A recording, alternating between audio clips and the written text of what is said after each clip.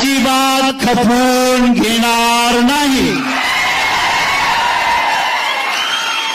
आणि त्याच्या पुढे जाऊन सांगतो, चौकात किंवा एकट्याला गाठून शेतकरी कामगार पक्षाच्या कार्यकर्त्याला त्रास द्यायचा जर कोणी धाडस केलं तर मीही गणपतराव देशमुख स्वर्गीय आबासाहेबांचा नातू आहे।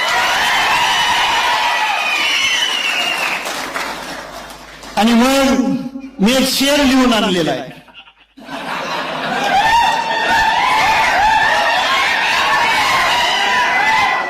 हमें पसंद है शांत रहना, हमें पसंद है शांत रहना, इसे हमारी कमजोरी मत समझना।